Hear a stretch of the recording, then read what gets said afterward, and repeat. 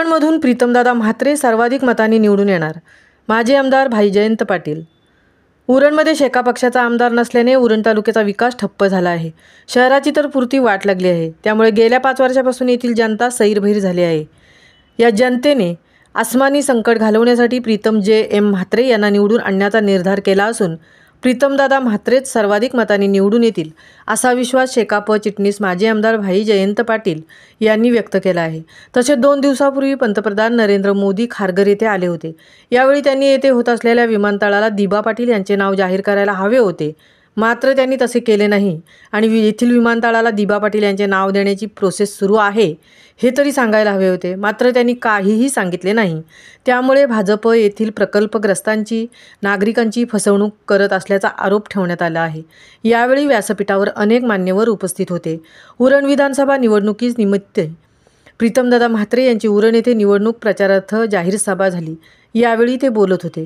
आपल्या भाषणात आमदार जयंत पाटील म्हणाले की उरणचे नेतृत्व वाजेकर शेठ आणि नागराज शेठ यांनी केले. नागराज शेठ हे मारवाडी समाजाचे होते, पण ते येथील समाजाशी एकरूप झाले. त्यांनी कधी आगरी समाजाचा द्वेष केला नाही, आगरी समाजाचा अवमान केला नाही.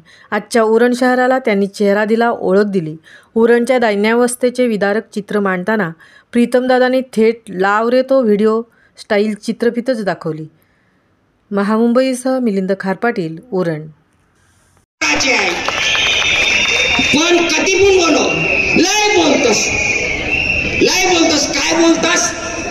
ही आगरी माझे ताटान जेवतान. अरे तुझे ताटान जेवाला टिका आमची पुत्री मांजराहात. या बघ यो आगरी हाय, ती पोरं हात ना, ती उद्या तुझे उलटी होऊन तुझं घास आरकवणार आहे. ही आगरी पोरं हाय.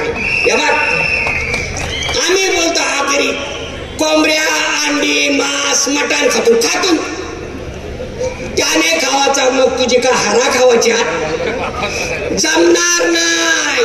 यो आगरी मांस अंडे खाऊनच मजबूत झालेला आहे, म्हणून मजबूत झालेला यो हराचा यो म्हातारा कोण तुला मला तुमचं आता वेळ कमी आहे.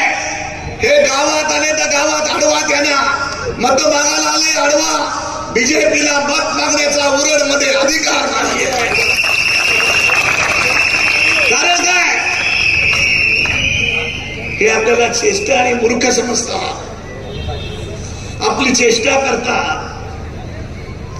या ठिकाणी आले तर तेवढं तर काम करू शकता तुम्ही.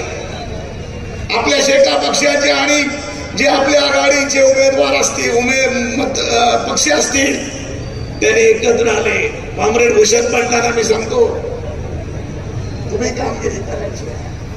ती इराला पत्र घेऊन त्याची झेरॉक्स काढायला आले, मत मागलं तर लाट मारून चाललं, गावातून बाहेर काढा. तुम्हाला मान्य आहे की नाही? मत मिळवण्यासाठी हे सगळं राजकारण हे तुम्ही समजून घ्या. 6वा विषय पिरवाडी येथील आपल्या समुद्र किनारा किती छान आहे. 14 कोटी ONGC कडून मंजूर झाले म्हणून हे गृहस्थ सांगतायत. 14 कोटी त्यावेळी 7 वर्षापूर्वी. आता ते कुठल्या समुद्रात गेलेत पैसे, ते काय शोधायला गेलेत का काय आता मला माहित नाही. अजूनपर्यंत कसली अवस्था नाही, काही तिथे नाही. हे पिरवाडी, हे बघा कशी अवस्था बघा. गेल्या 5 वर्षात एकही आमसभा घेतली नाही. आमदाराचं ते काम आहे आणि मला वाटतं कायद्याने सुद्धा त्याला बंधन असेल. जयंत भाई स्पष्ट करतील. म्हणजे तुमचे आमचे जे प्रश्न मांडायचे